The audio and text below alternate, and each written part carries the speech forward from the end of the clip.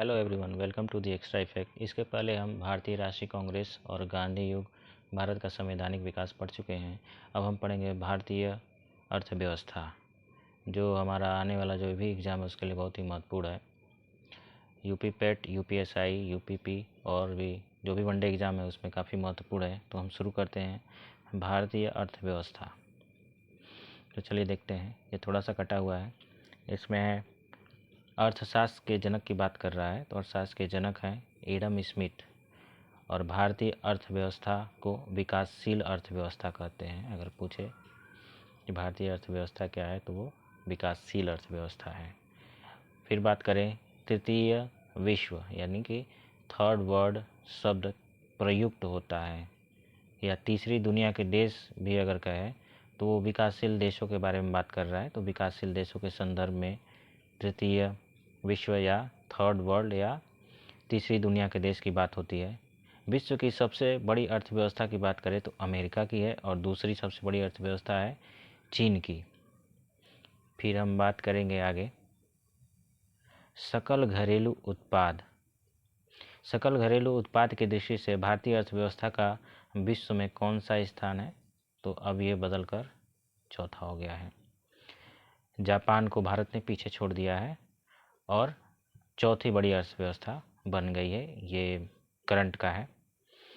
फिर बात करें क्रय शक्ति क्षमता, पीपीपी के आधार पर भारतीय अर्थव्यवस्था का विश्व में स्थान तीसरा है, और ये काफ़ी सालों से ऐसा तीसरा ही चला आ रहा है।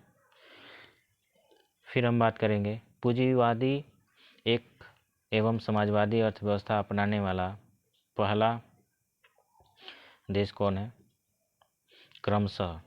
तो पूंजीवादी देश की बात करें तो अमेरिका पूंजीवादी देश है, और रूस की बात करें तो समाजवादी या साम्यवादी देश है। अब साम्यवादी किसे कहते हैं? साम्यवादी देश वो देश हैं जहाँ पे ज़्यादातर एक दलीय शासन होता है और उनका देश पर पूर्ण नियंत्रण होता है। जैसे कि वहाँ पे साम्यवादी देशों में कम्युनिस्ट सरकार होती है और उन्हीं के नेतृत्व में सारा काम चलता है, और इकोनॉमी पर उसका पूरे राज्य का नियंत्रण होता है। तो फिर हम अब आगे बात करेंगे पूंजीवादी अर्थव्यवस्था का उद्गम स्रोत की बात करें तो एडम स्मिथ की पुस्तक द वेल्थ ऑफ नेशंस में दी गई है। फिर बात करें पूंजीवादी अर्थव्यवस्था में कीमत निर्धारण होता है मांग और पूर्ति के द्वारा। ठीक है, सप्लाई और डिमांड के हिसाब से पूंजीवादी अर्थव्यवस्था में कीमत निर्धारण होता है। जैसे कि इस समय पेट्रोलियम का रेट मांग और पूर्ति के आधार पर डिसाइड होता है। फिर बात करें रखो और निकलो की नीति पूंजीवाद की है। फिर समाजवादी अर्थव्यवस्था का प्रतिपादन किसने किया था? तो जर्मन के दार्शनिक थे वो कार्ल मार्क्स ने। फिर पूंजीवादी अर्थव्यवस्था पर नियंत्रण किसका होता है? तो पूंजीवादी अर्थव्यवस्था निजी हाथों में होती है।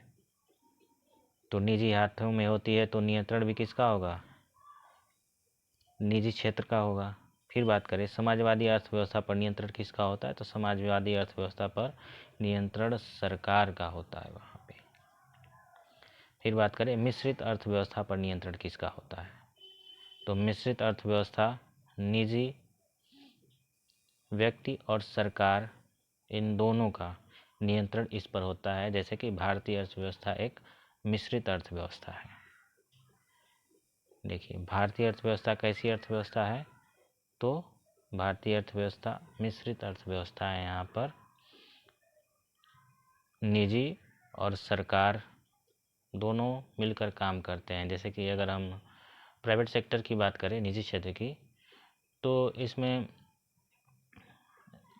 जैसे रिलायंस है पेट्रोल पंप, और फिर भारतीय पेट्रोल पंप भी है। दोनों अपना तेल बेचते हैं और अपना मार्केट डिसाइड करता है कि तेल का रेट क्या होगा। उसी तरह सरकारी स्कूल है, जियो का सिम है, एक तरीके से निजी है, वोडाफोन निजी है, और भारत का अगर बात करें तो बीएसएनएल है।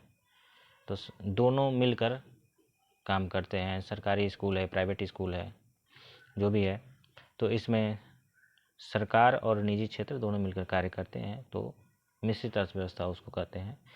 और मिश्रित अर्थव्यवस्था का अर्थ क्या है? तो निजी तथा सार्वजनिक क्षेत्रों का सह अस्तित्व। फिर बात करें मिश्रित अर्थव्यवस्था का सुझाव किसने दिया था? तो जॉन मेनार्ड कीन्स ने दिया था। ये बहुत बड़े अर्थशास्त्री हैं। अब बात करें हम, मिश्रित अर्थव्यवस्था को अपनाने वाला विश्व का पहला देश कौन था? तो फ्रांस था। मिश्रित अर्थव्यवस्था का प्रारंभ 1948 में हुआ।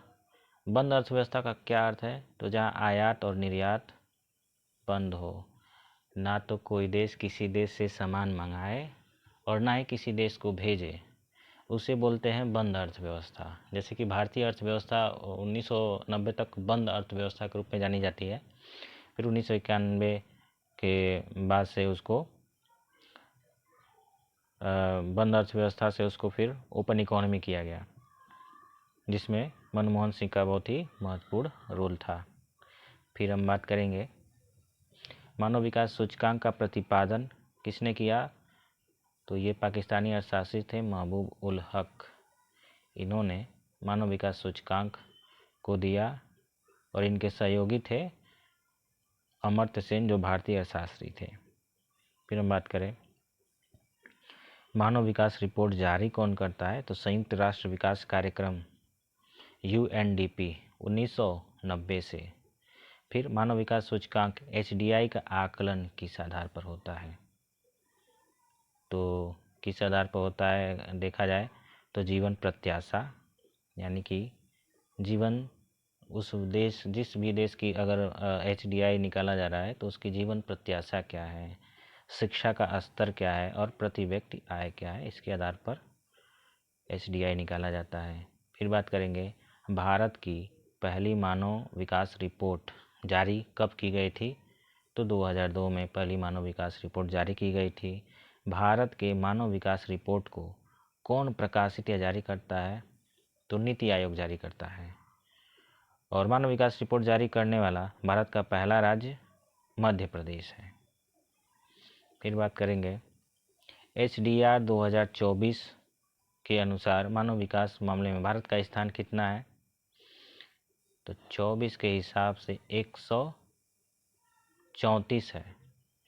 और कितने देशों का निकाला गया था? तो ये 93 है, मिस प्रिंटिंग हो गया है। 193 देशों का HDR निकाला गया था, जिसमें 2024 में भारत का स्थान 134 है। तो ये तो 25 चल रहा है, तो अगर 25 की बात करें तो भारत का स्थान 130 है। 130, जिसमें पहला देश आइसलैंड है और सबसे अंतिम देश की बात करेंगे तो दक्षिणी सूडान है। अब फिर आगे हम बात करेंगे मानव विकास सूचकांक 2024 के अनुसार प्रथम और अंतिम कौन है? तो अभी हम बताए हैं, इस समय प्रथम आइसलैंड है और अंतिम दक्षिणी सूडान है।